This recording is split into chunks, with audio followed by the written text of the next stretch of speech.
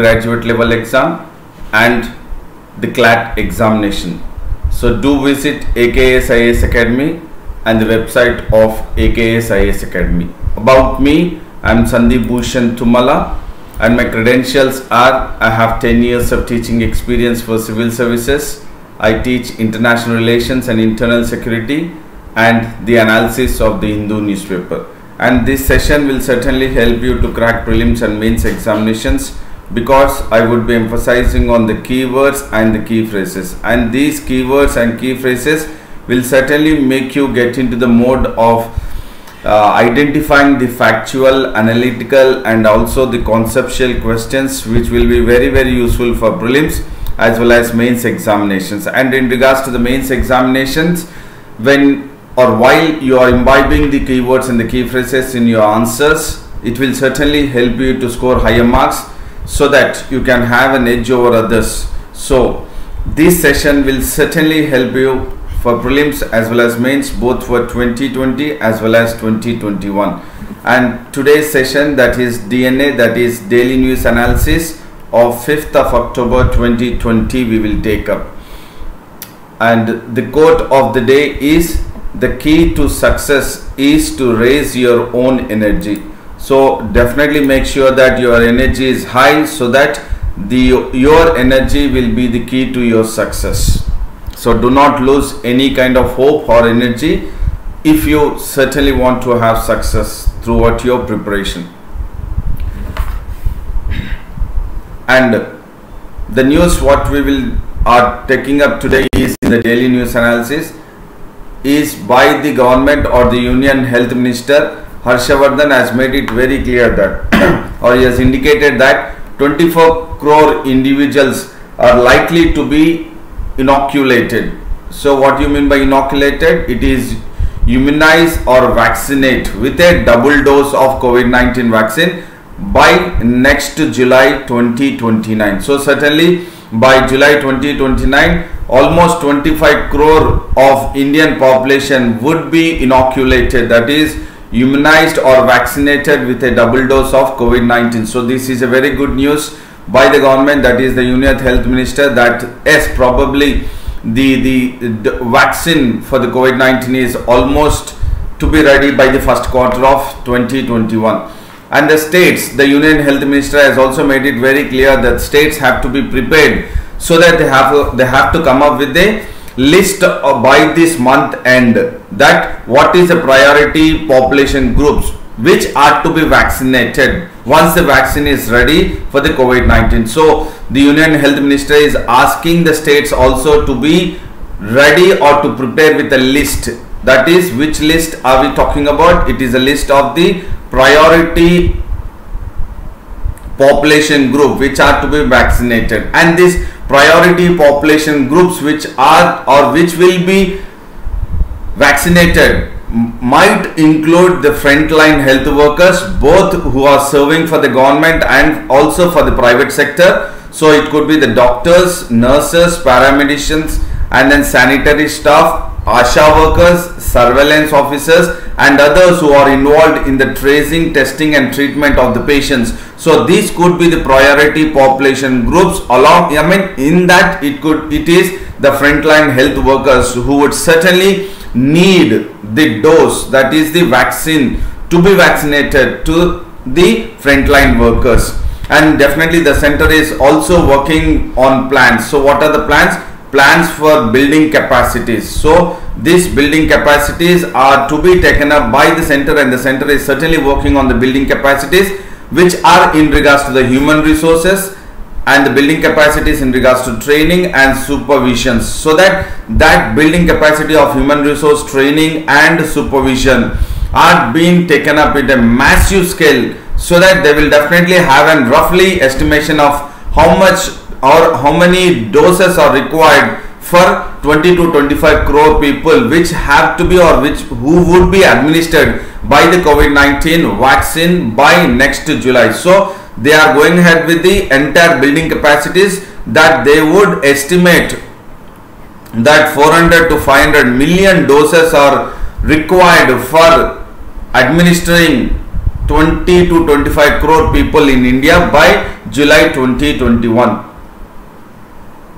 And the states are also asked by the center to submit a detailed of cold chain facilities. That means they are all ready in regards to the supply chain system of the COVID-19 vaccine, and the one which will be the prominent one which will be ready for the COVID-19 vaccine is the Covishield. And the government is, that is the center is asking the states to submit the detailed submission of the cold chain facilities and related to the infrastructure which are required at the block level, so that the state is ready for administering the vaccine of Covishield. And there are three prominent candidates which are being tested in India. That is, the Covishield is in the phase 3 trial, and this Covishield is developed by Oxford University with the pharma major that is AstraZeneca, and it is tested by an institute in India which is in Pune, that is Serum Institute of India. So Covishield, it is marketed by the pharma major, or it is the pharmaceutical company which is involved in the Covishield, which is developed by Oxford University, is AstraZeneca, and it is marketed by the Serum Institute of India, Pune.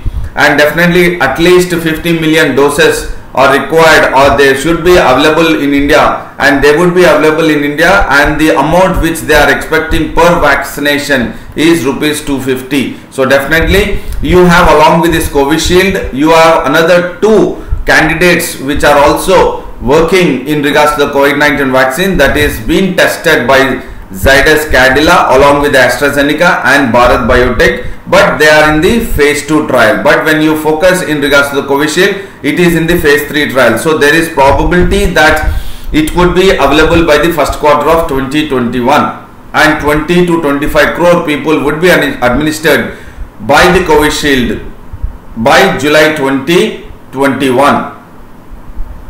And definitely this will have a further push up for the economic recovery once the vaccine comes into action. So the normal situation will prevail, and then it would add to the push up to the economic recovery. And before I get into the next, D. Suvarna, a warm welcome to you all. Aruna, Kiran, a warm welcome to AKS IAS Academy, and also the one who are in the live. And definitely the economic indicators which are showing that there is recovery in few sectors, and in other sectors also there is recovery, comparing it with the previous year's indicators or economic indicators, certainly shows that there is recovery in the various sectors. If you look at the sectors, that is the 8 core sectors, there is contraction, or there was contraction in the month of June, but definitely from July and August there is a little bit progress even in the 8 core sectors, and there is a positive or partial recovery in the economic indicators because of the positive results taken up by the government of India in regards to the package, that is the economic stimulus package which the government of India has taken in regards to the 20 lakh crore rupees, and that is part of the Atmanirbhar Bharat package. And this has to be, this had been taken so that there would be reviving of the structural reforms by the government, so that these structural reforms by the Atmanirbhar Bharat Abhiyan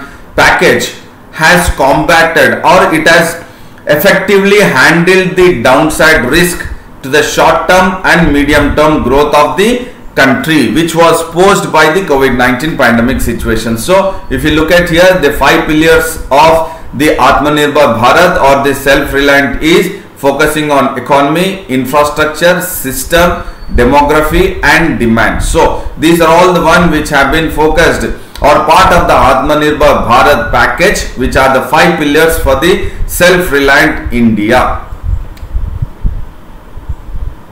And there is another news which talks about the Delhi High Court has ruled that in regards to the protection of children from sexual offences. So here the act is POCSO Act, which is again very important, and the Delhi High Court is talking about the section 29 of the protection of children for sexual offences, and there is a mention that the POCSO Act, definitely as per section 29, it says that the person is prosecuted for committing an offence of a sexual assault against a minor, and it says that they shall presume the person to be accused so that he is found to be guilty in regards to the committing an offence of sexual assault against a minor. We will look at the why Delhi High Court has spoken about this in regards to the POCSO Act of section 29, because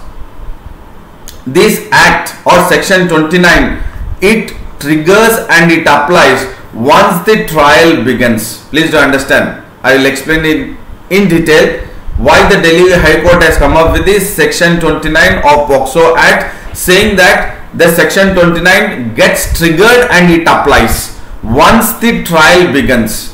Once the trial begins against and person who has committed an offence of sexual assault against a minor, that is after the charges are framed. So once the charges are framed against the accused, this section 29 of POCSO Act gets triggered and it applies once the charges are framed and the trial begins. And this reverse burden on the accused to prove his innocence was incorporated in the POCSO Act. Why it was incorporated? That the section 29 would be triggered and applied once the charges are framed against the accused, because earlier there was very low conviction rate of sexual offences against the children. So there was no conviction in regards to the conviction was very low in regards to the sexual offences against the children in the past. So to make sure that the conviction rate is higher against the rate of sexual offences against the children, section 29 of POCSO Act was introduced in such a way that the section 29 would be triggered and applied once the charges are framed against the accused. Please do understand, this is the important keyword. Once the charges are framed against the accused, this section 29 of the POCSO Act gets applied to the individual, the one who is accused. Why? We will look at. Why it is in news, we will look at. And then Harika Yadav, T. Bhikshapati have joined. A warm welcome to both of you to AKS IAS Academy Daily News Analysis. And here the question whether the presumption of guilt applies. See, now please look at it. There is a question. Now question is whether the person is found guilty or section 29 of the POCSO Act triggers and it is applied. Is question mark now. Is it at the time of stage of trial or does it apply when a bail plea is considered? This is what is important now. These are the two keywords. That means the section 29 of the POCSO Act applies to an accused when a trial or at the stage of the trial or when the charges are framed, or the section 29 applies to an accused when a bail plea is considered. So here please do understand, is it at the trial time or at the bail time? This is the crucial keywords. Section 29 of the POCSO Act, it triggers or applies onto the accused. Is it at the time of the trial of the cases or when the person is being charged or framed charges against him, or at the time of bail? And this cropped up while hearing a bail plea. So this was discussed when there was an hearing in the High Court. In the High Court, that is in the Delhi High Court, that a plea of a 24-year-old man was arrested for allegedly sexual assault on a minor. So when there was a case which has come to hearing in regards to whether the section 29 of the POCSO Act will be applicable or charged, or it will be applied at the time of the stage of the trial or at the time of the bail plea. This was actually what do you say, taken up, or it has come up for the hearing, and the High Court has said that no, it applies at the time of trial. So the Justice Anup Jairam has very clearly clarified that if a bail plea is being considered before charges have been framed, and that is, if that is considered, bail plea is considered before the charges, then the main intention of the section 29 has no application. Therefore trial commences when charges are framed. So entire trial goes ahead with, or section 29 of the POCSO Act is applied when the charges are framed against the accused, and not before that. So it is at the time of trial itself. So this is what it has come to the in the hearing in the Delhi High Court. And there is another news which talks about the Supreme Court is against the involuntary narco test. So here the keyword is involuntary. So what do you mean by involuntary? Involuntary is compulsory or mandatory. So whenever there is a compulsory or mandatory administration of a narco or a lie detector test onto the individual, it is wrong, it says, or else the Supreme Court is saying it is against the compulsory or mandatory of narco test or a lie detector test onto the individuals, because it is involuntary narco test is intrusion, that is you are barging into another person's fundamental rights and you are barging into person's mental privacy. Please look at it.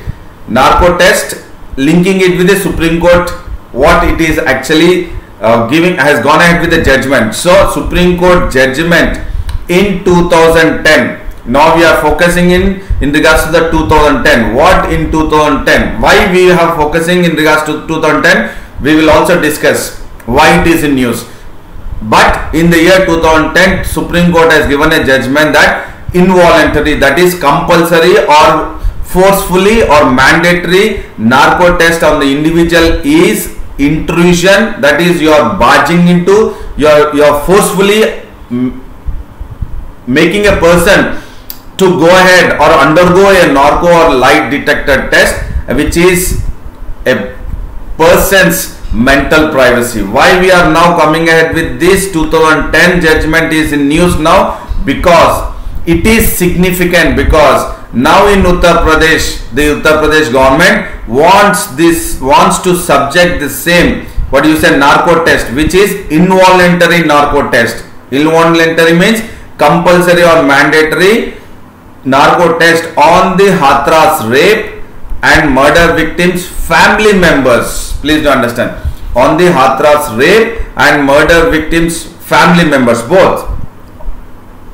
Hathras rape and murder victims' family member. So both the sides, they wanted to go ahead with the narco test, and when they are going ahead with this, the court says or said in the past also, consequences when you are going ahead in regard, when the administration or the government itself is going ahead with the involuntary narco test on the individual, that is especially focusing on the weaker section of the society, and these weaker section of the society in general are unaware of the fundamental rights,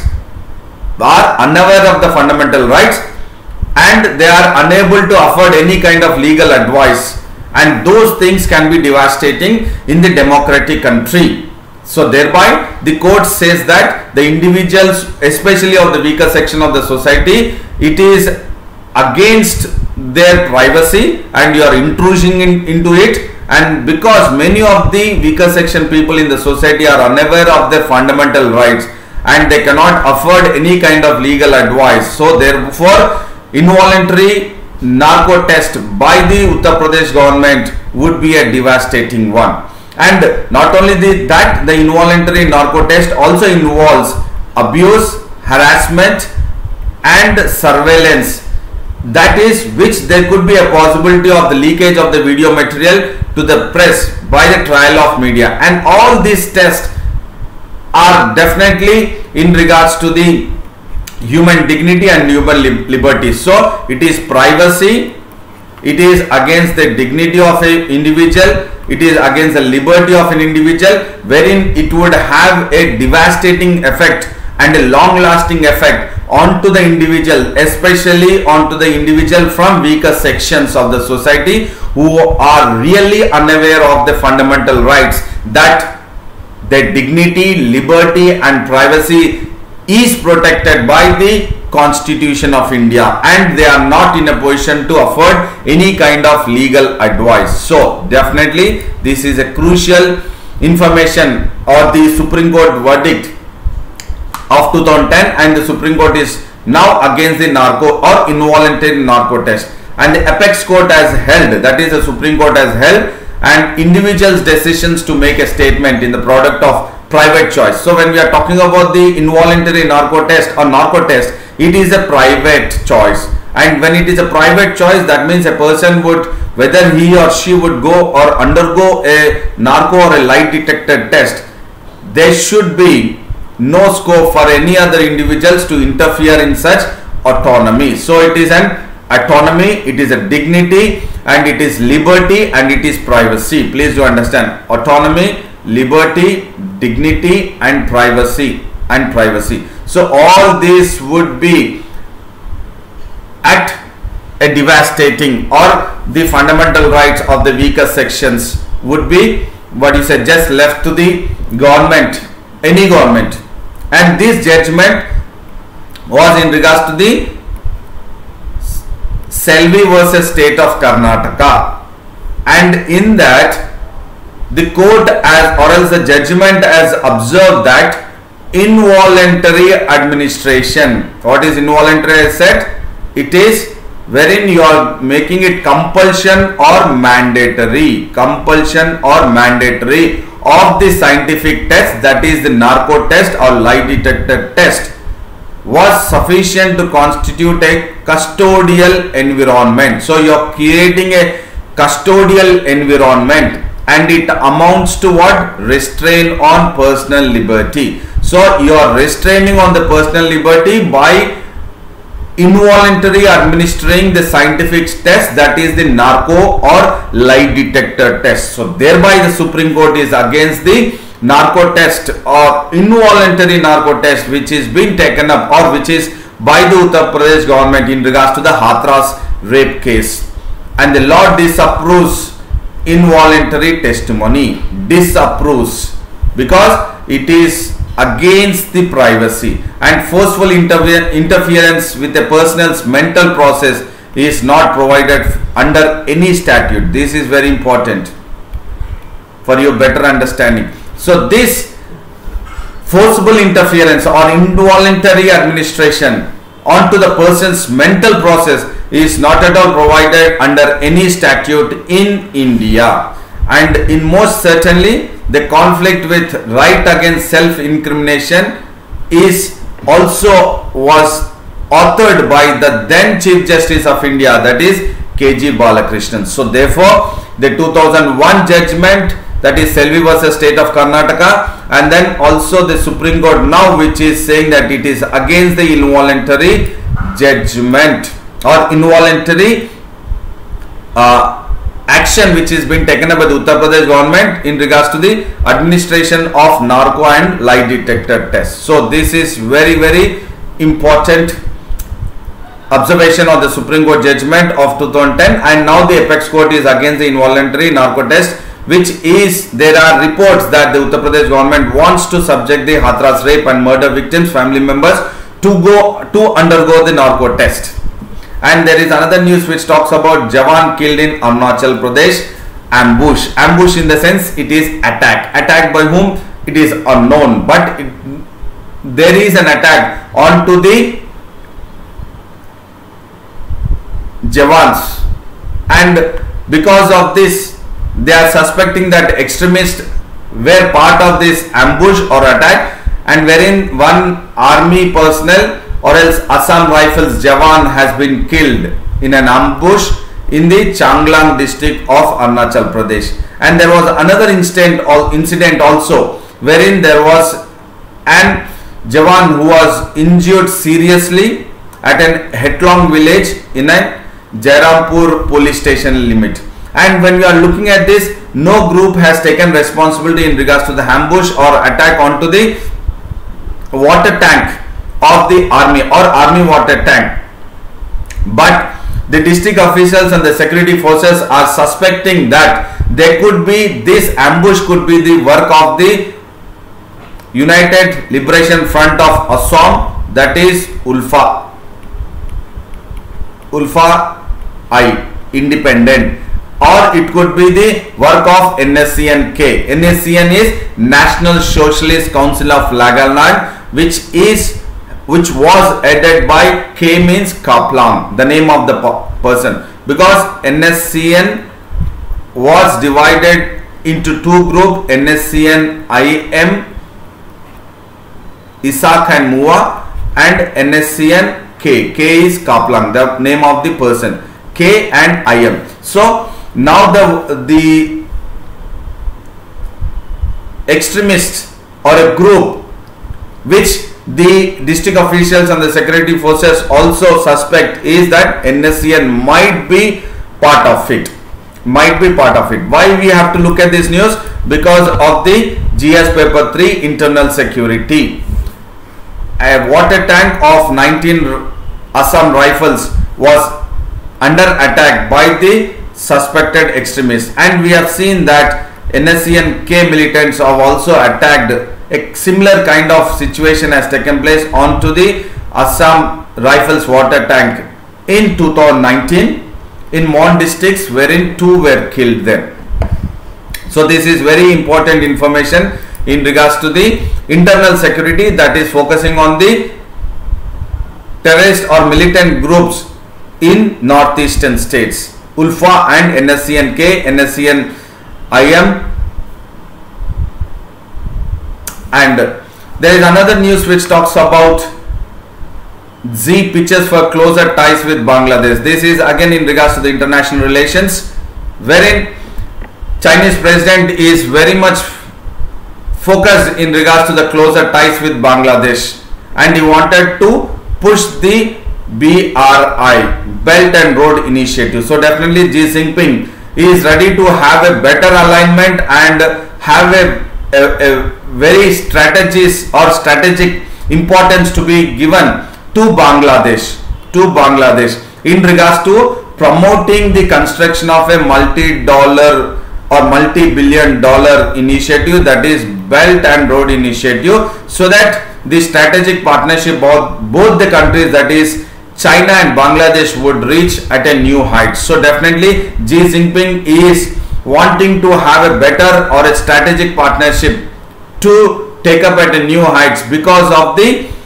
jointly promoting the Belt and Road Initiative. So the keyword here is Belt and Road Initiative, and definitely the exchange or both the countries wanted to go ahead with promoting the Belt and Road Initiative because both the countries are now having they are under the 45th anniversary of the establishment of bilateral diplomatic relations between China and Bangladesh. So it is the 45th anniversary of diplomatic relationship bilaterally between China and Bangladesh. Thereby Xi Jinping is pushing for or is stressing for strategic partnership of going ahead with Belt and Road Initiative at a greater heights. And definitely China has wanted to invest $26 billion along with $38 billion funding to Bangladesh in regards to the infrastructure projects in Bangladesh, so that they will go ahead with having a better strategic partnership and increase or make sure that the bilateral diplomatic relations between China and Bangladesh reaches to a greater heights.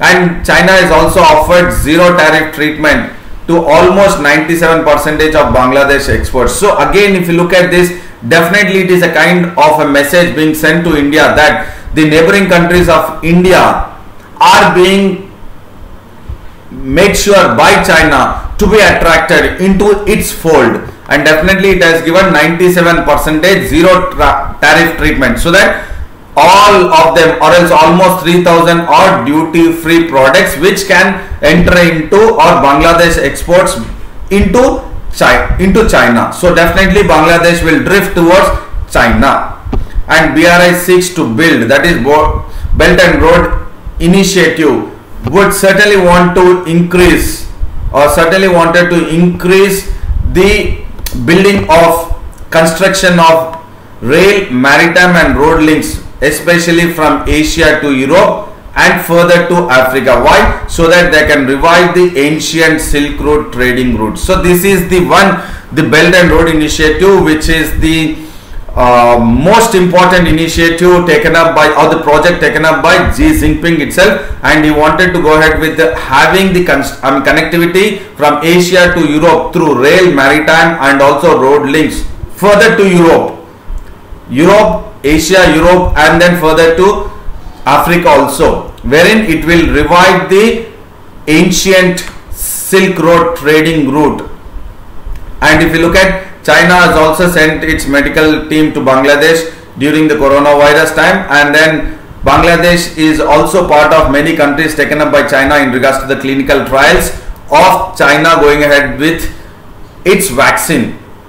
And now we'll focus at what are the Indian concerns in regards to China's investments, huge investments in Bangladesh infrastructure, and in regards to the way China is trying to drift Bangladesh towards itself, wherein Bangladesh is the neighboring country of India also. So definitely the BRI is one of the major concepts which is a bone of contention between India and China, because BRI passes through the Pakistan occupied Kashmir, that is Gilgit and Baltistan, wherein India says that Gilgit and Baltistan is an integral part of India, and thereby India is not really happy, or India is against the BRI, and part of the BRI is the $60 billion project, that is CPEC, $60 billion. China's part of BRI is China-Pakistan Economic Corridor, and definitely China is not only going ahead with CPEC in the Pakistan occupied Kashmir, which is in Gilgit and Baltistan, wherein India is strongly opposing it, but China has stepped up, or China has improved its investment, that is huge infrastructure investment in Bangladesh, in Nepal, in Sri Lanka, Maldives, so definitely along with Pakistan. So definitely this is the growing concern and the growing influence of China onto the India's immediate neighborhood. So this is where we need to focus in regards to the international relations, that how BRI is the concern of growing influence of China in India's immediate borders. So that is very, very crucial. And BRI is Xi Jinping's top priority initiative, which aims, why? Because it aims China's global influence from Asia to Africa to Europe through rail, road and maritime also. So it is wanting to explore the global influence, definitely global market, global influence also. So that is a major concern to India. And you have another term here which we need to focus, the keyword is debt diplomacy, because we have heard various diplomacies coming into action by various countries to make sure that their national interest is protected. So here in this case, debt diplomacy is being taken up by China, but definitely there are allegations, especially from US, in regards to the debt diplomacy taken up by China, that is in regards to Sri Lanka, wherein Sri Lanka has handed over its Hambantota port for the infrastructure development to China in the year 2017 for 99 years lease, and this was in regards to the debt swap which has mounted to 1.2 billion. So definitely this is a debt diplomacy, and this is slowly China is trying to get into the mode of debt diplomacy in making sure that it will try to protect various other countries in financial or debt, especially focusing on Pakistan and Bangladesh also, so Myanmar also. So this is the one, another one which is a keyword which you need to focus as part of the mains, debt diplomacy. And if you look at Malaysia also was part of it, but Malaysia has recently deferred various projects which have been taken up by China under the BRI. Why? Because Malaysia has deferred in the sense postponed several projects. Why it has postponed? Because of, I'm coming up with the reason that cost revaluation. So because of the cost of the projects, and it wanted to reevaluate the cost of the several projects, so thereby which are part of the BRI, Belt and Road Initiative, even Malaysia has now deferred. So definitely we have seen Sri Lanka also once in 2015 China did not really have the same kind of investments, infrastructure investments in Muthoot port after 2015, or prior to it, it had a very good rapport. So definitely these are the one which are very, very crucial for your prelims, and now we will recapitulate the one which we have discussed. So the first one is in regards to the science and technology. So there is a possibility that the vaccine could be, or 20 to 25 crore people would be administered by the vaccine of Covishield probably, and it is just around 225 to 250 rupees per vaccination. And section 29 of POXO, so when we are talking about it, it is in regards to the High Court verdict, and definitely it is part of the internal security, which is again onto the sexual offences onto the minors, and this is in regards to the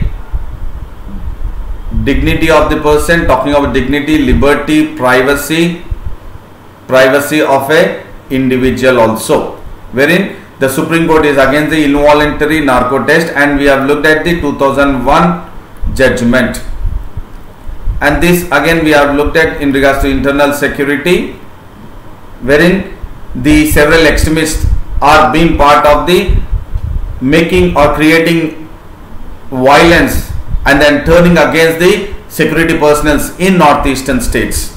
And this is part of the international relations, wherein China is definitely trying to push its BRI project into various countries which are the immediate neighboring countries of India. And Ravi Babu has joined, and then the Pandangi has also joined, so both of you are warm welcome. And then I hope this was a very informative, knowledgeable session, and then I would say a very big thank you to all, and then a good luck to you all. And then before you sign off, do like the video, share the video and subscribe the video, and then visit the AKS IAS Academy website, and also subscribe the Telegram link of AKS IAS Academy, and I would come up with the daily news analysis tomorrow at 7:30 AM. But prior to that, please make sure that you have or you follow or maintain the consistency throughout your preparation, and do stick to your schedule, and then do take care of your physical health and mental health.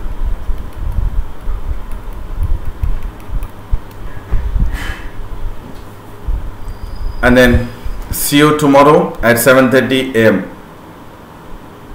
And then please go through the yesterday's civil services preliminary examination question paper, and then try to evaluate how the questions are framed, so that how your preparation can be, or you can focus for 2021 or for 2022 also.